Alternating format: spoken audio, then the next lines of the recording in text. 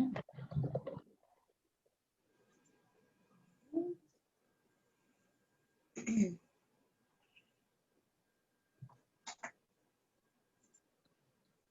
All right, everyone. Thank you so much for joining us today. We're going to go ahead and get started. To start, I just want to introduce myself. My name is Kimberly Makis. I am a health educator at the Maxwell and Eleanor Blum Patient and Family Learning Center here at Mass General Hospital.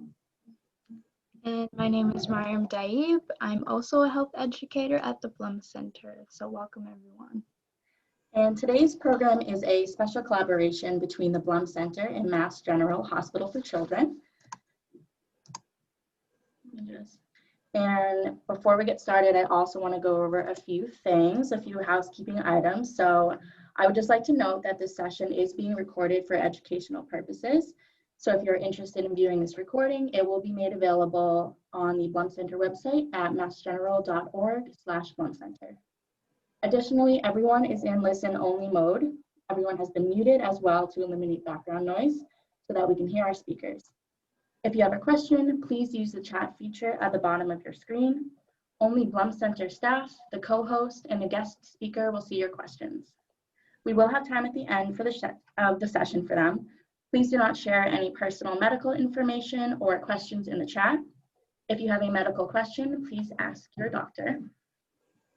And next, I'd like to introduce you to Vandana Madhavan.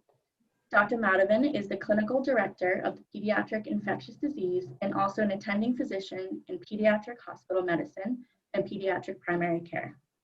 She is also director of the Pediatric Advanced Clerkship at Mass General Hospital for Children. Wonderful. Thank you so much. I am just going to share my screen. So if you could hold on a moment. But thank you again for having me. I know there's a lot of interest in this, and just want to say that it's impossible to have a comprehensive talk, even of many hours duration during this time.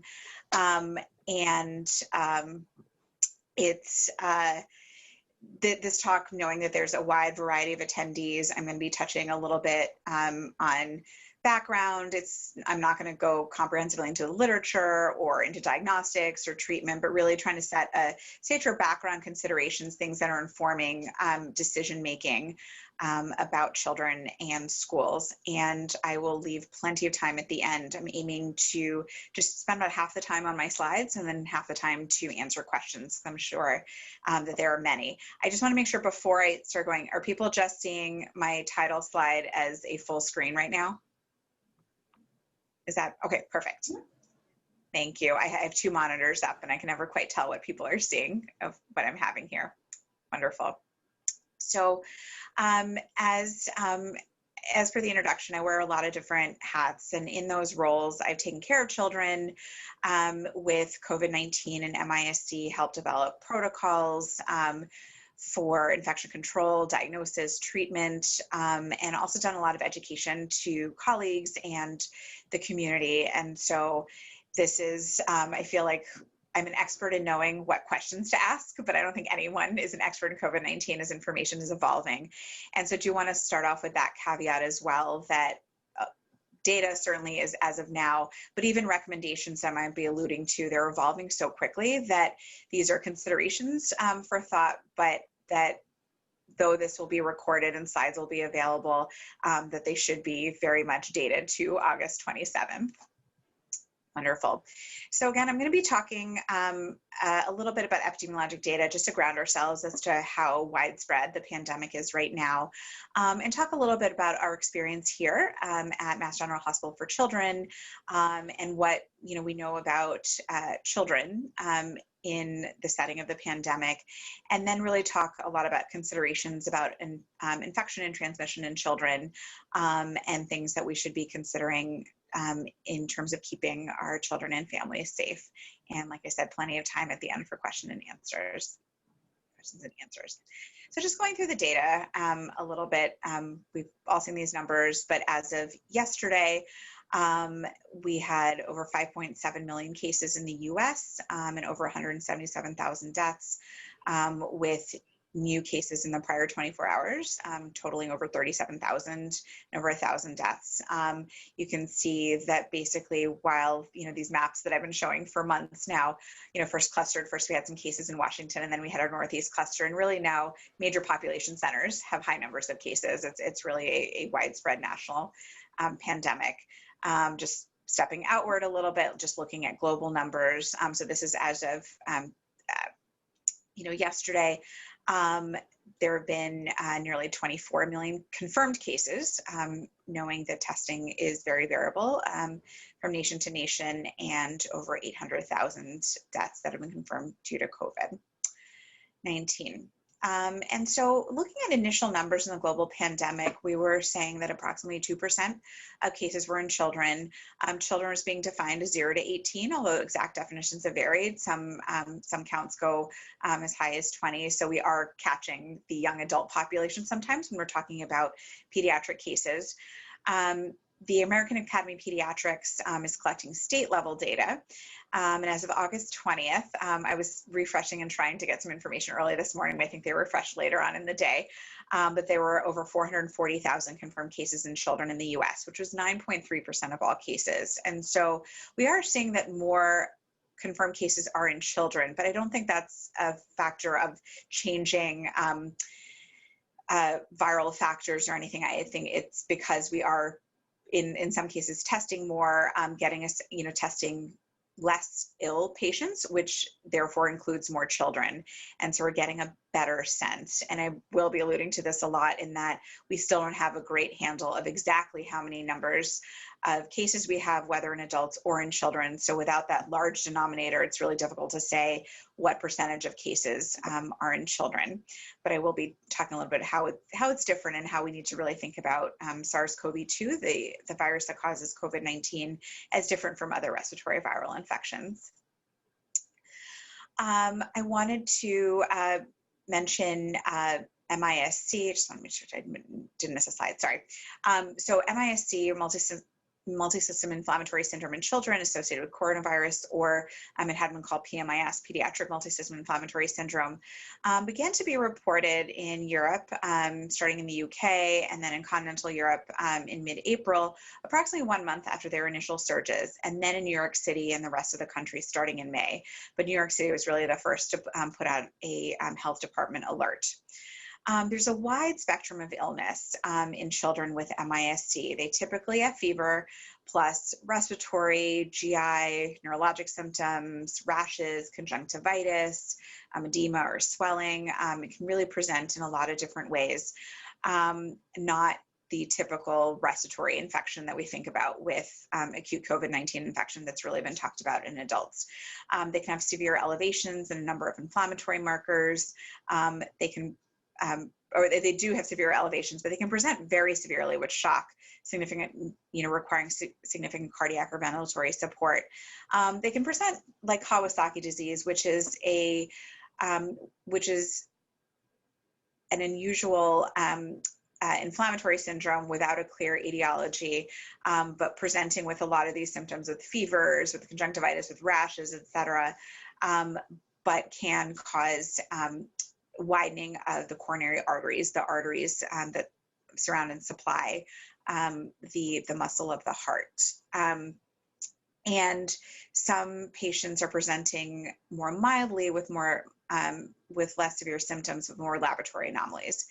All confirmed cases have had evidence of prior infection with COVID-19 or significant exposure, and they're treated with different combinations of anti-inflammatory agents, steroids, IVIG, anakinra. I'm not going into a lot of detail about the nitty-gritty of how this is diagnosed and how this is treated, but just wanted to kind of talk about this because these are considerations that make COVID-19 different in children, and that they're maybe not as much at risk for acute infection, but can be at risk for later complications, either due to, is it a delayed infection or is it a delayed inflammatory response? That's still unknown. That's what we're still learning about. But as of last week, there were 694 confirmed cases reported to the CDC and 11 deaths. There were noted in 42 states, New York City and DC. Of course, noting that, confirmed cases had either confirmed infection, either due to a PCR or an antibody test, or it had confirmed exposures. So there's certainly patients who meet all of these criteria that might not be included in this number. But again, if we look at those numbers, that's why I wanted to ground ourselves in terms of the scope of the pandemic here in the US. We really are talking about, we're talking millions of cases, hundreds and thousands of deaths in the US, and hundreds of cases of MIS-C, nationwide. And just wanted to spend, a moment just noting that 70% of these cases were in Hispanic, Latino, or Black children, which is reflecting the burden of COVID-19 infection in the US as well. So coming back again to Mass General Hospital for Children and talking about our experience here, as we've noted here in the Northeast, the first surge of our cases of COVID-19, although of course in smaller numbers, given that children aren't as affected, with subsequent MIS-C were in the spring. Our surge was in April, and like clockwork, pretty much it was late May that we really started seeing a surge of MIS-C, surge relatively speaking, of course. And what are we expecting and what are we, planning for? There will be subsequent surges. There may be fewer patients and or patients spread out over a longer period of time.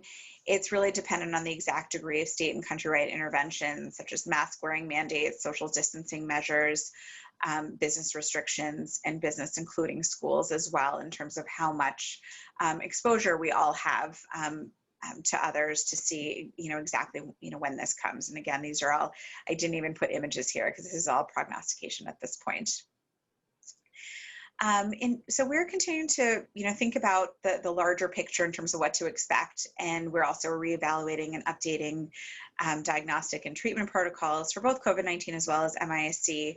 The MIS-C component is obviously much more important on the pediatric level than the acute treatment for COVID-19.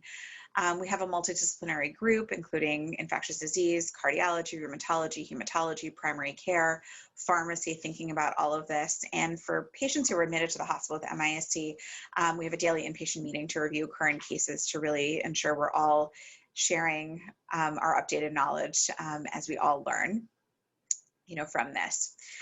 Wanted to spend a couple moments talking about a recent paper first authored by Dr. Lael Jonker, a pediatric pulmonology. It's gotten some press recently, but it's looking at our local experience here in a little bit more detail. There were nearly 200 patients enrolled up to age 22.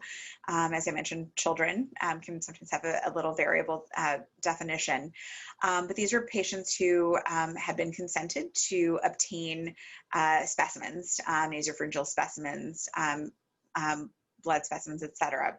26% were positive for SARS-CoV-2. So again, these are patients who presented for care in either an outpatient or inpatient setting. So this isn't looking at an overall population. We're not really getting a sense for asymptomatic infection at this point. And of these patients enrolled in the study, there were 18 with MIS-C. Just want to note that symptoms are often nonspecific in children, and only 51% had fever. So really just want to emphasize that kind of going through a checklist of symptoms, especially doing fever checks, and I'll mention this again, isn't necessarily going to be helpful for identifying patients who even ultimately go on to have symptoms, but certainly not the asymptomatic, but certainly not in the pre-symptomatic period. The study did note that younger children, had higher viral loads, especially in the first couple of days of symptoms, and that younger children had lower levels of ACE2 receptor expression. And this is a receptor that's expressed in the lungs. And it's thought that with the lower levels of receptor, there's lower risk of triggering an inflammatory cascade that can cause such significant and severe lung disease in older patients, and I won't say older adults, but even young adults, especially those with other risk factors. And I think this is why we're seeing potentially younger not the younger skew towards severe illness. In terms of the viral loads, we'll be talking about this. This will come up a couple times. This is really difficult to say because having higher viral loads doesn't necessarily correlate to higher transmissibility. Having a PCR positive result means that there is nucleic acid, nucleic material from SARS-CoV-2 in the nasopharynx, but does that actually mean that there, is a higher risk of transmissibility? It still requires, a few steps, but it's just more food for thought. And just wanted to mention that as some of our local experience. Briefly have a couple of slides on treatment. Remdesivir is really, for patients with more significant acute infection is what we're considering. It's an antiviral initially developed against Ebola virus, but it's recommended for severe disease, those needing additional support. And it's either a 5 to 10 day course. It can be obtained through studies for adults or through expanded use protocol for children. And just in the interest of time, I'm not going to go through all of this, but a lot of things are not recommended. Hydroxychloroquine specifically, there's some additional work about convalescent plasma. There have been other studies that have also not been encouraging. And so this is why our treatment guideline documents have continued to evolve. So I wanted to go into a little bit more of what we know about infectivity and transmission. And again, knowing that more of the data are coming from adults, but thinking about how we're thinking about reopening, schools and what we should think about, in terms of activities. And what's really important, I keep talking about how, it's very different in this pandemic, because unlike other respiratory viral infections, such as influenza, we typically talk about a U-shaped curve. And we worry the most about our youngest patients, the infants and the young children, and we worry about the oldest patients and those with risk factors. But we're really not seeing this in acute COVID-19 infection because children are far less likely to develop that severe infection. They're far less likely to require hospitalization, ICU level support. But as I've talked about, the overall number of cases in children remains difficult to estimate because many asymptomatic or mildly symptomatic children are not going to be tested. And certainly in the early days of the pandemic, they really needed travel history, very clear risk factors to be tested. And even now, testing accessibility is very variable. And that shows us that the denominator of infected children is likely far greater than we even have. And so we're really seeing that it's such a small percentage of children that are being affected so severely. And so there's something about it. Is it due to the ACE2 receptor, as I mentioned? Is it due to other factors? Is it due to a more revved up immune system due to children being more likely to have had recent onset or administration of vaccines? Hard to know, but it is very interesting because we are seeing a pattern of infection that's very different than with other respiratory viral infections. We do know that children with underlying medical issues, especially respiratory cardiac disease, immunodeficiency, are more likely to have complications. But again, it's not an automatic guarantee that these are the children that we're most worried about. We've seen small numbers that perhaps young infants are more likely or perhaps more likely to have severe disease, but it's not borne out because we've definitely seen, a large number of pregnant women who have been infected, and certainly at the time of delivery, and we would expect that there would be a surge of newborns, and we really haven't seen that either. So just a lot of things that we're thinking about, and when we're thinking about what age groups are more at risk, things to think about. We do know that children, looking at a lot of studies, or I would say a lot of studies, but the studies that have come out, that children are almost always infected by adults in the household, and that children are less likely to transmit to others. So while there have been cases when they've really delved into cohorts of cases to look at who was symptomatic first and who infected whom, there have been cases of children infecting those in the household, but typically it's top down. They're infected by adults. And they're not the ones, infecting parents, grandparents, et cetera. Here in the US, we really have less information about child-to-child transmission. We had early school closures over the summer. There have been, clearly lower than normal group activities. And so we just don't really have a sense of how often child-to-child transmission really happens. In communities, however, with really effective early identification of cases, isolation of confirmed cases, contact tracing, and then subsequent isolation, contact tracing, testing, and subsequent isolation is needed. It's been shown, there's a recent study, from Germany showing there's very rare school transmission, which is encouraging. But again, we don't have that same system in place, and certainly not at a larger level of case identification, isolation, et cetera. And so it's really hard to extrapolate successes and data from other countries to the US, because if we don't have that same system in place, we can't say, oh great, our kids will be fine, because if their parents and grandparents aren't being identified promptly and being isolated, then they themselves are at risk. And so there might be more children entering a school system. Early studies from China and data here at MGH show that co-infections seem to be uncommon, but again, we haven't seen COVID-19 in the US during the peak of the respiratory viral season. It, came here right as influenza was waning, and certainly saw a huge drop in influenza as things shut down in Massachusetts. But again, there are a lot of variables, and so it's really hard to know how that is all going to come into play. We know that people are more likely to transmit infections starting 2 days before they're symptomatic, as I mentioned, up to 5 to 7 days after onset. So this is why the return to work school activities have been evolving, sometimes very quickly, as we learn more about when are we most concerned. And as I mentioned before, so this is what's the effectiveness of fever checks. A lot of businesses, schools, activities have said, well, we're not just asking about symptoms, we're doing fever checks. And so if someone is afebrile without a fever, they are safe to enter. But we know that 2 days prior to onset of symptoms is part of that highest risk of, transmission. And so that makes fever checks helpful if someone has a fever. Yes, it's helpful, but the absence of fever can't be completely reassuring, especially if it's in the setting of higher rates of community transmission and higher numbers of cases. Wanted to briefly mention, I know I said I wasn't going to go comprehensively into literature, just wanted to mention a couple of, papers here, showing that, when did we see higher viral loads? This was just 9 patients, but really looking at, a lot of samples, over all ages, showing that certainly there were more respiratory secretions from the pharynx, from the lung, less in stool, not really in blood and urine. I know there's been, talk about, how worried are we about bathrooms, et cetera. And so it's the respiratory secretions that we're most worried about, but it can be found in other specimens.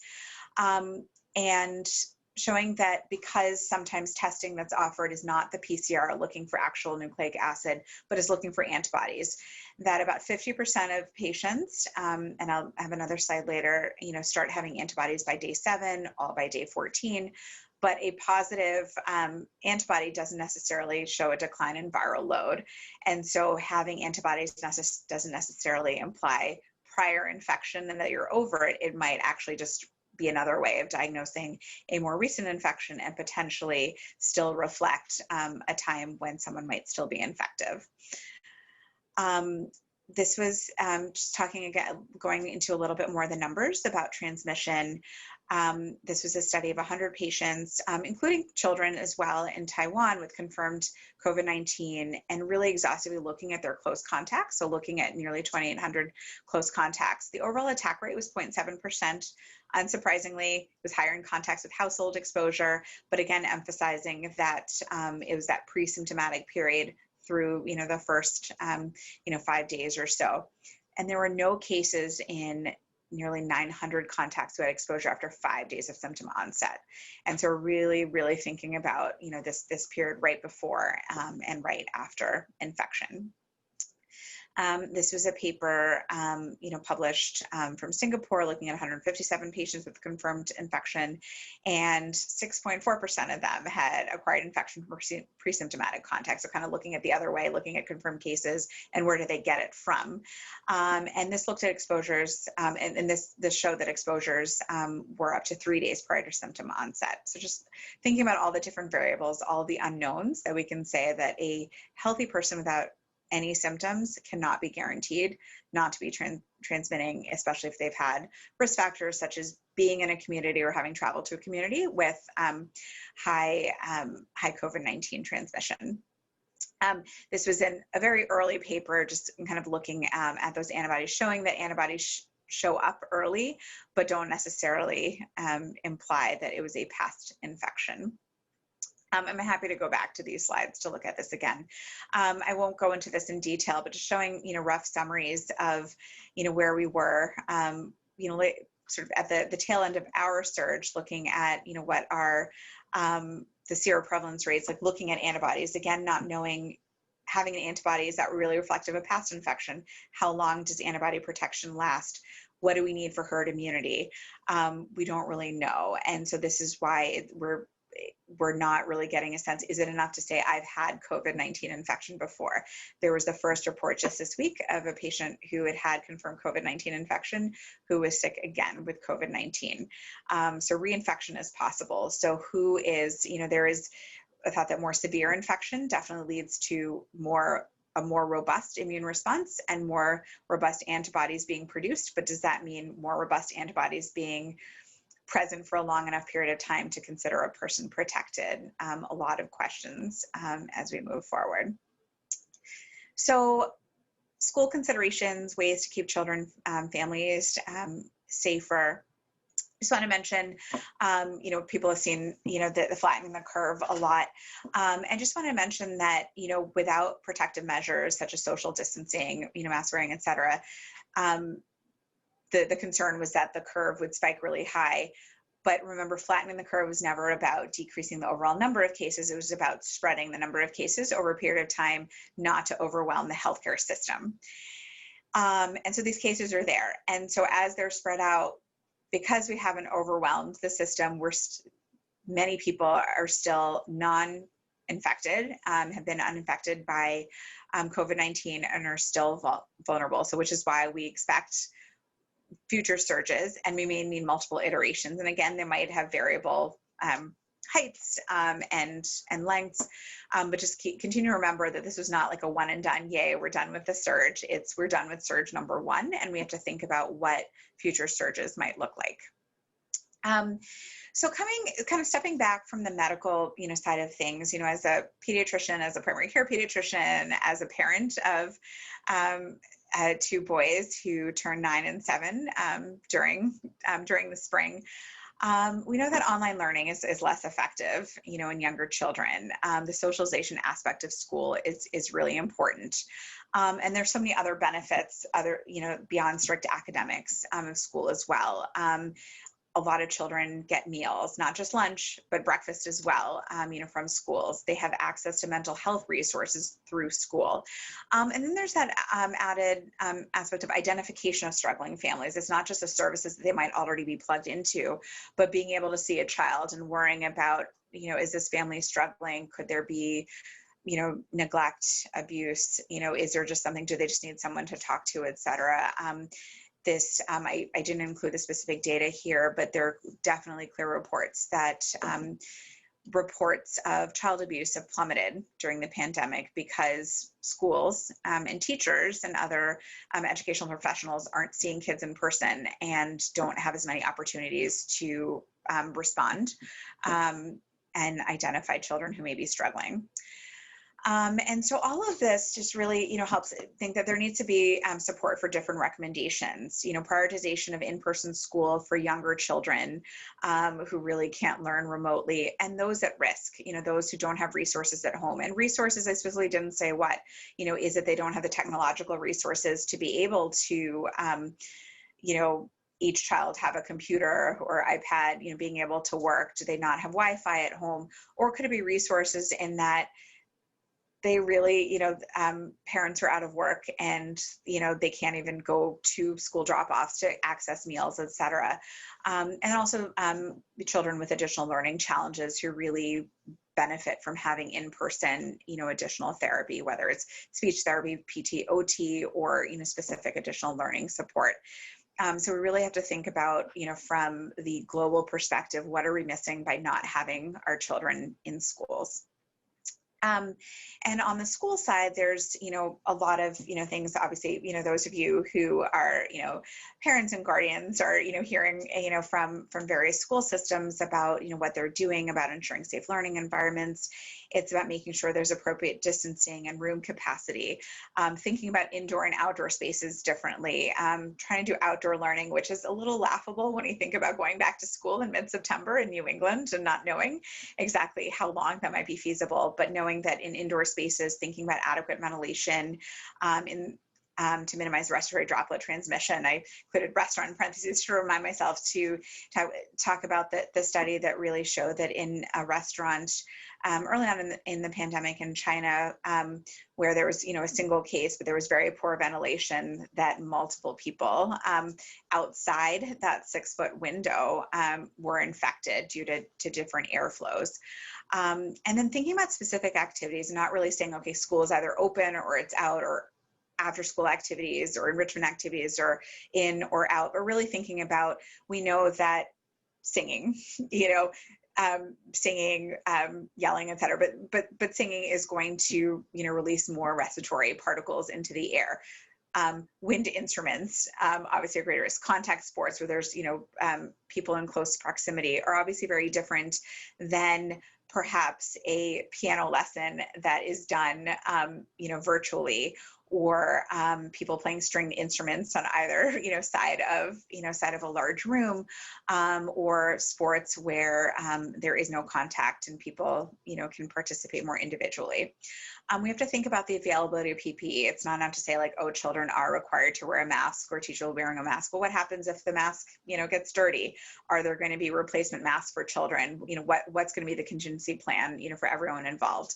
Thinking about eating spaces is really important as well, because obviously that's the time a mask has to come out. Is that going to happen in the best ventilated space? Is that going to happen outdoors, or are school days just going to be shorter, so that way there is no eating happening, happening at school, et cetera? And then also thinking about school, it's not just the building, it's not just the grounds, but travel as well.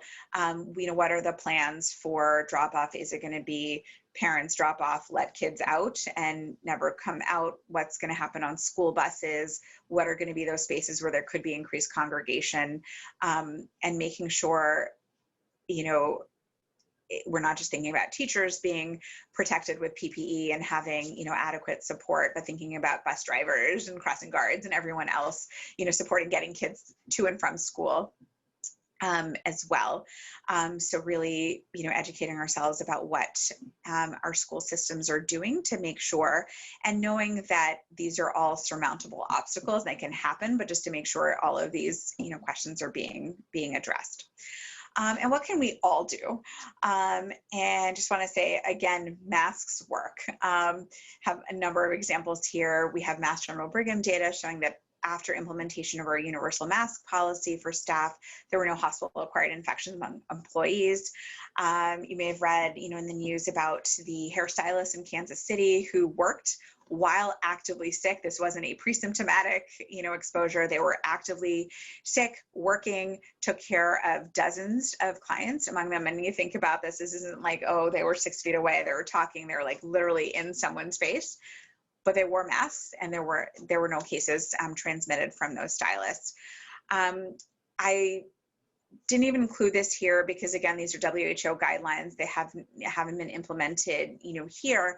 But the WHO really emphasizes mask wearing for 12 and up, but then saying that younger children, because they're likely not as likely to transmit to others, can wear masks, but don't necessarily have to. I think this is still where, it's really evolving, because I feel that if we're then saying giving a free pass to everyone 11 and under, are we really saying an 11-year-old is the same as a 3 or 4-year-old? No, it's very difficult. And I think having, especially when we're saying, I'll talk about what can we, do at home, what can we do it as a family. I think it sends different messages saying like, oh, somehow you're more risky than, this child is more risky than others. I think it sends a clearer message right now to say, no, we all are still wearing masks, and all family members will be wearing a mask if they're over 2. But again, we'll absolutely say that this is evolving. If you remember, it seems like years ago, but it was really only about not even half a year ago, it was very much no masks should be worn in the healthcare setting only, and again only when taking care of someone with respiratory infection. And then it became to, we moved to universal mask policies in the hospital setting, and then universal masks for everyone. And it really moved to, but not cloth masks. We really need real masks. Oh, no, cloth masks are fine. And so there've been so many changing recommendations. That's why I didn't even put up the WHO guidelines to be included here, because this just popped up earlier this week. And so this is something that's really changing. Obviously, hand hygiene, always been important, but even more so, and really making that not just part of our practice, but making that easy for all of us, and making sure there are hand sanitizer bottles and easy access to sinks, et cetera. And then really, remembering the physical distancing.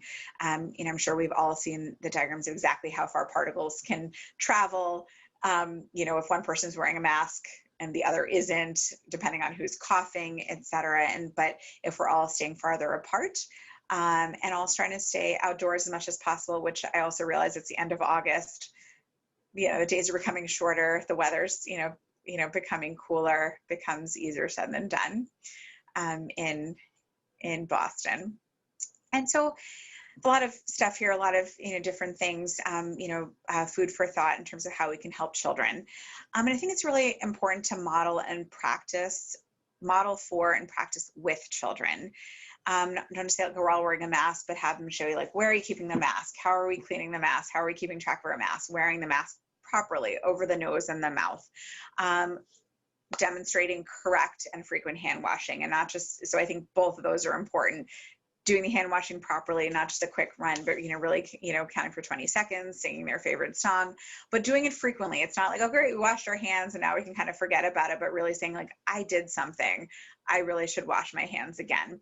And talk about physical distancing, and then emphasize, this is really important, that this is something that we're all doing, and not really saying like, oh, you need to do this because this is going to help save your teacher or grandparent, because you don't ever want a child to feel guilty if a relative or teacher or other trusted adult does become sick, that somehow it was due to something they did.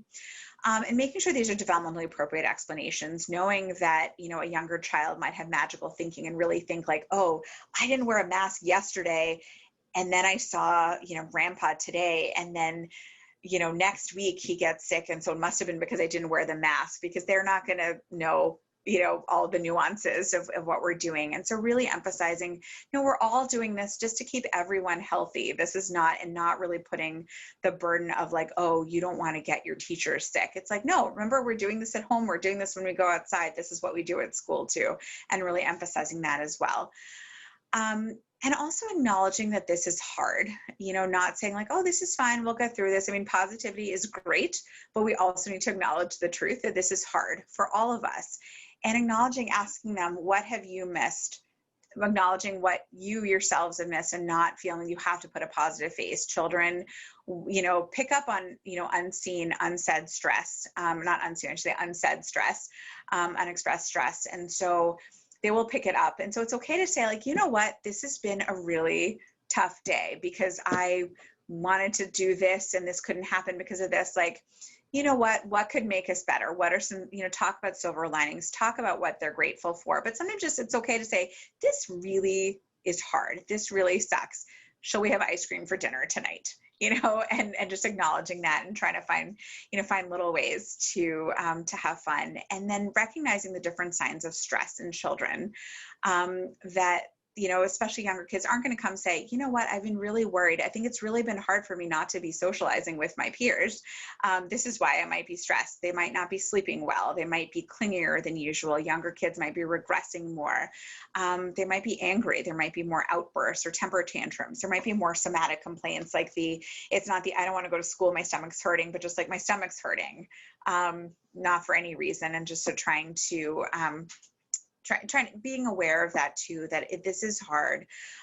This is enormously disruptive, and acknowledging that is just so important. But that we're all in this together, and really making them feel like this is not something that's on them, or that they can't ask you questions, or about what's going on. That we're all doing this. I wanted to spend a few moments. I realize it's already 1:39. Sorry, there's lots to talk about. But talking about the influenza vaccine, as I mentioned, our surge here was at the tail end of influenza vaccine, but there's a potential of a severe overlap in the next surge if there's no total shutdown. And there's influenza circulating, there could be co-infections. We have no idea how this could look. So it's really important for everyone, as soon as flu vaccine is available. Within pediatrics, I was talking to leadership just yesterday, there's a lot of efforts being made to make sure it's not just through primary care providers, but someone comes into the emergency department for a visit, can we offer a flu vaccine? Specialist visits, any in-person visits, offering that vaccine to really make sure children are vaccinated. And also remembering that routine vaccines are important too, that we're so focused on COVID, but a cough could be due to measles or pertussis, because there is a real potential for declining immunization rates as well. Have a couple of slides here showing exactly what happened with vaccination. Vaccinations ordered after, this is when we had our first case in the US and the national emergency was declared, and orders for vaccines plummeted, and actual vaccines administered plummeted as well. And even when we see that there was then a push of like, no, we need to really get the youngest kids in, still nowhere near, previous levels as well. So sorry, just lost my mouse. And sorry. So this is looking in Michigan, just looking at their statewide data, but again, compared to previous Mays, we're really seeing this this dark bar showed a very decreased, 1-month-olds are up to date because they get Hep B vaccine in the nursery, but then again, the visits, because of, people's concerns, it's really important that visits for children who need vaccines are prioritized, and that there shouldn't be healthcare settings are safe.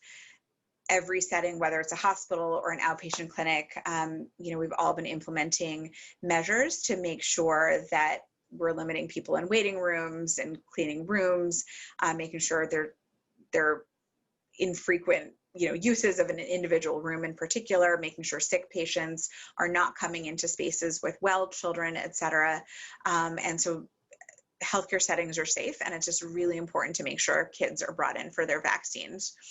And so with what we're seeing, is it possible that, febrile infants, are we going to see increased incidence of invasive pneumococcal and Haemophilus influenza disease because they're going to be vaccinated at lower rates? Are we going to see potential for increased pertussis outbreaks when social distancing measures are relaxed for children? When travel increases a little bit more, are we going to see more imported cases of measles causing larger outbreaks because there's a decline in our measles rates, within communities? So again, just the importance, I'm going to just say it again because it's just so important just to prioritize the vaccine visits as more and more ambulatory, visits are allowed. So I'm going to stop here just to say that we're all in this together.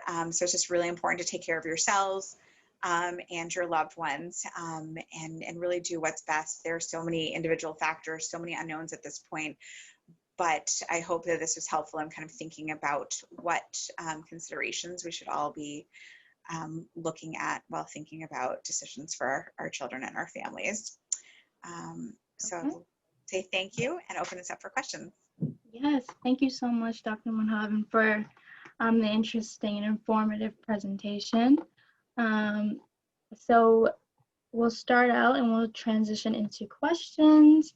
So can you share, this person is asking if you can share any recommendations for introducing newborns to grandparents and other family members, specifically family members who work outside of the home.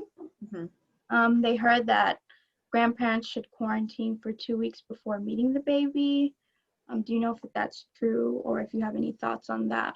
Yeah, and again, there are no hard and fixed recommendations. And as I mentioned, we're still learning more about, exactly, what happens. But certainly if grandparents have been, staying at home, getting groceries delivered, not going out, they've minimized their risk. And, if they're really, for that 2-week period, they're at low risk.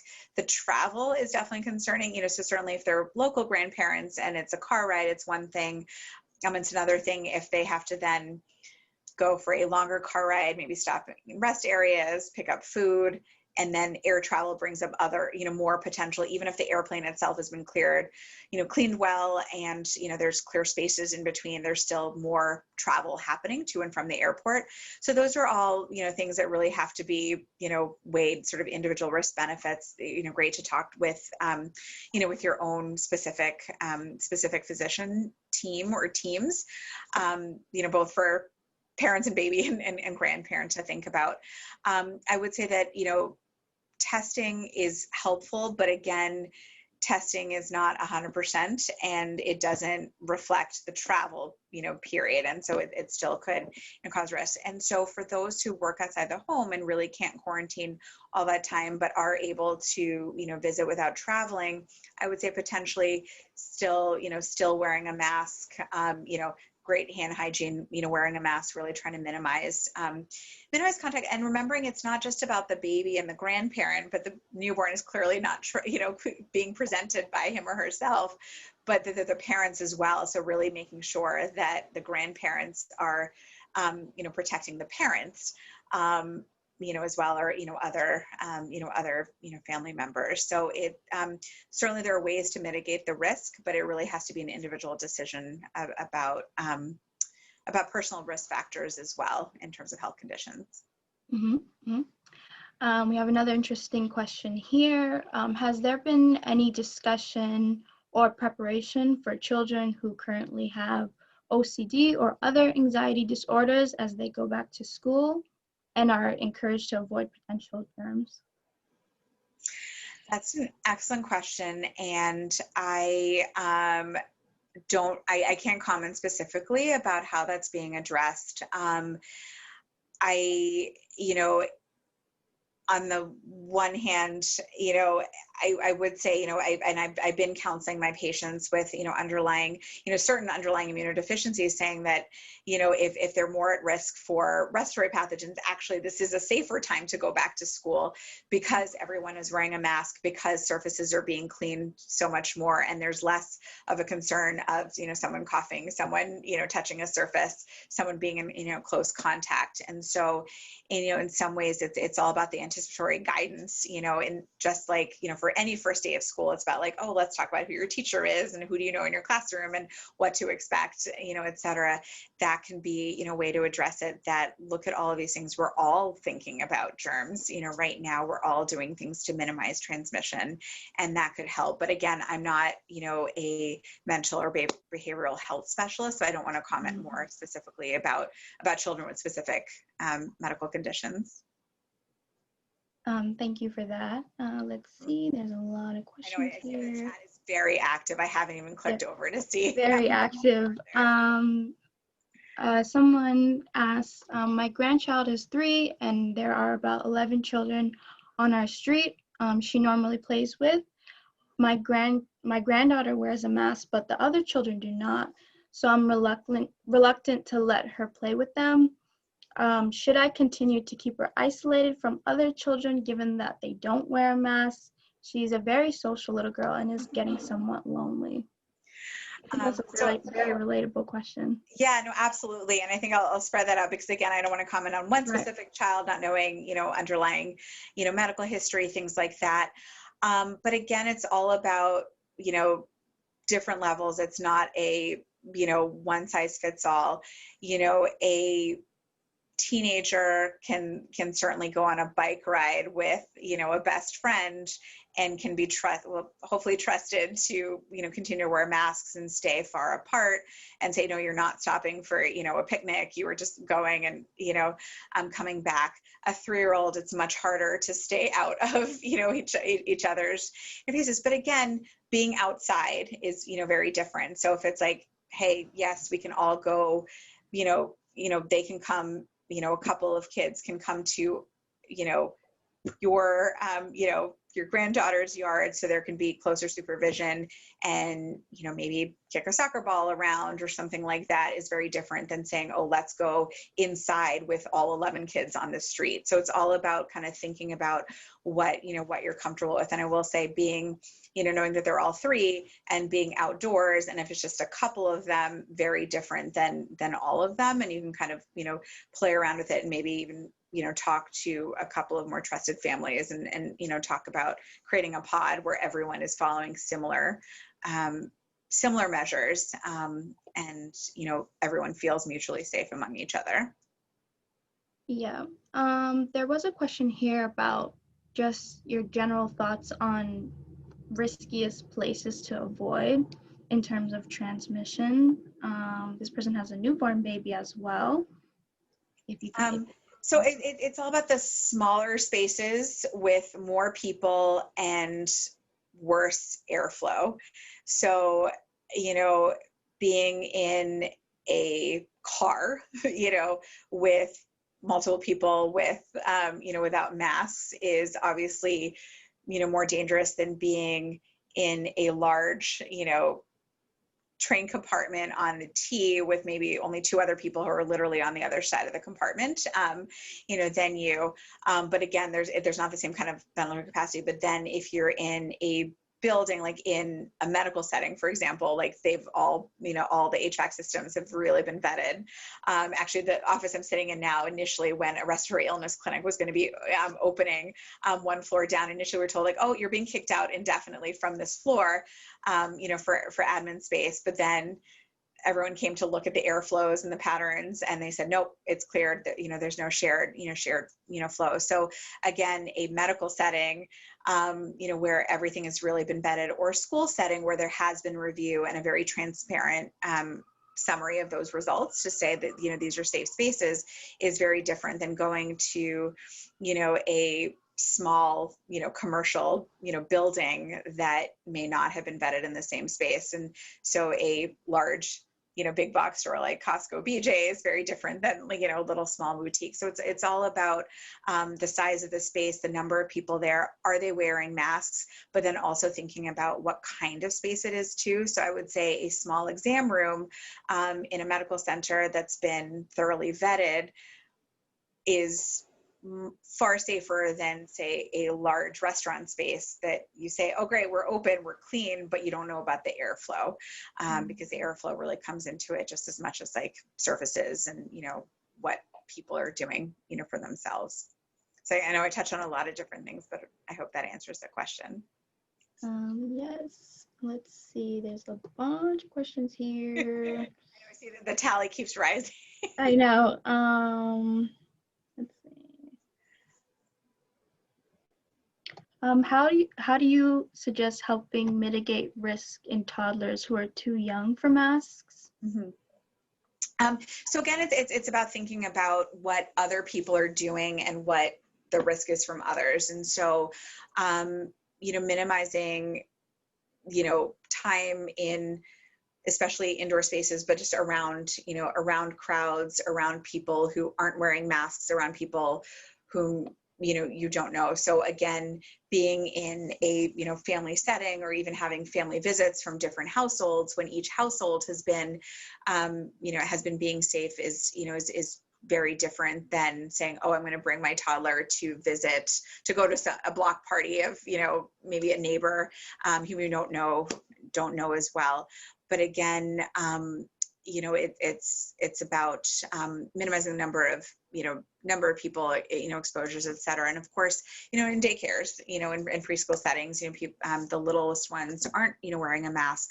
But again, it's about, really having transparent information about what that particular center has done and is doing in terms of keeping numbers low, and making sure, kids are apart. And I will be totally honest, like sometimes I hear about these measures, it's heartbreaking, like saying, oh, we're not hugging our children. And so like, a 2-year-old falls down and isn't being, given a hug, for comfort and things like that. And it's just heartbreaking.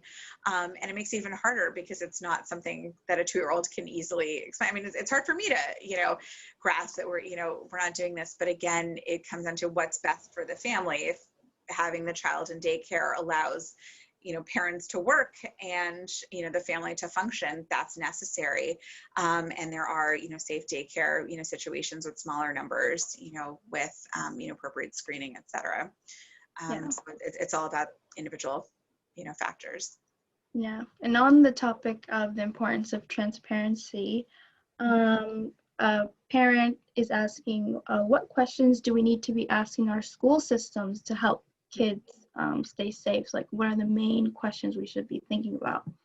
I think, I touched on that. Those are great questions. And I think,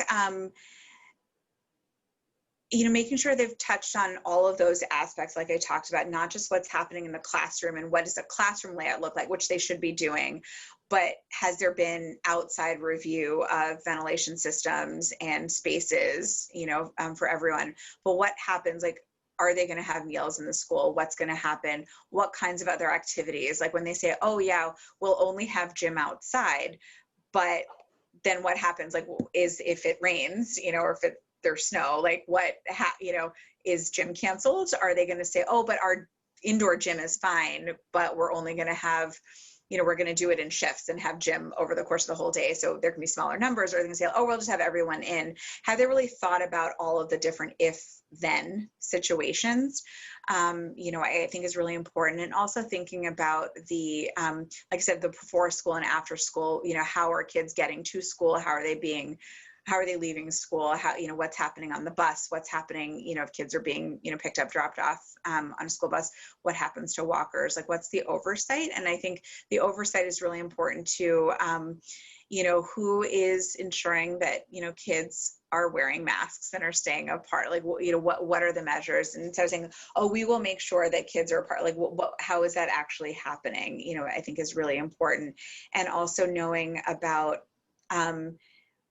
do they have plans set up for all variables? Like, let's say a school system is starting with a hybrid model with, part-time school or a couple days a week, but they have to move to all, like, do they have plans in place? Or if they are going to ramp up, what's that going to look like? Or say like, oh, we will do this. I think really having a sense that all of the options, and are addressed in all of the, all of those areas. It's not just like, oh, this is what a classroom will look like, but this is what happens when the kids go to school, walk to a classroom, walk from the classroom, what's really happening. Right. And a lot of people here are really interested in your thoughts on the hybrid model at school. If you could talk a little bit about that.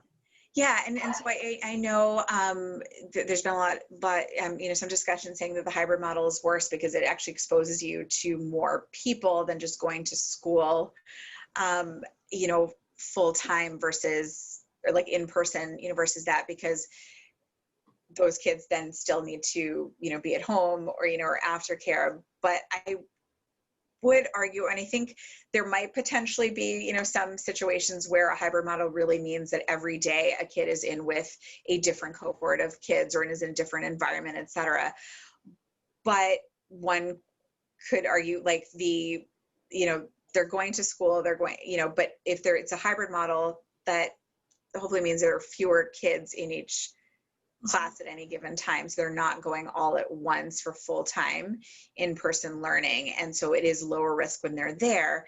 And that the same, consideration, oh, but they would be at home or like an after school or before, like that would still happen, for in-person school as well, because school is still not covering like a parent's entire workday typically. And so I think it's not I think it's being put as like a Blum module. A hybrid model means that there's more exposures, but I think it really has to, again, it's the individual family, like what is the, you know, for example, like, you know, my kids, you know, our town was going to have a hybrid model, but right now it's only in person for pre-K and kindergarten. Everyone else starts off online, but then as schools are cleared to start accepting students, people will come in. And we have definitely signed up for, this is a 2 pediatrician family. We've definitely signed up as soon as like we can start bringing, you know, allowing our rising 2nd and 4th grader to go back. We want them to be back in school for all of the benefits I talked about. And they would be, you know, otherwise at home, you know, with one of us, you know, or a nanny. And so there's really no difference. They're either going to school 5 days a week, 2 days a week, 3 days a week, or 0 days a week, but it's like they're going to school and they'd be with the, you know, with the same people. And so it's really from our perspective, we've been more focused on the other kinds of activities that they're doing and really focusing on that and really prioritizing school as being important. But again, it's an individual family decision. So that's why I didn't want to be like, this is what you should be doing. These are things that we should be thinking about as we, you know, keep our kids healthy this fall. Right, right. Thank you so much, Doctor, for giving this amazing presentation. And thank you so much to the attendees for participating. If you did not get your question answered and you would like to, we can follow up with you at our pflc@partners.org. That's our Blum Center email. We wrote it here in the chat box, so it's pflc@partners.org, and you can email us and we'll follow up with you. But we are at the end of our session, so thank you to everyone who joined, and thank you so much for watching this talk. Yeah, thank you so much. I apologize. There were so many, I'm sure there were many, many excellent questions we didn't get a chance to answer, but thank you so much, all of you. This is an amazing turnout. So thank you very much for coming. Thank you. Thank you, Dr. Madhavan. Thank you. You're welcome.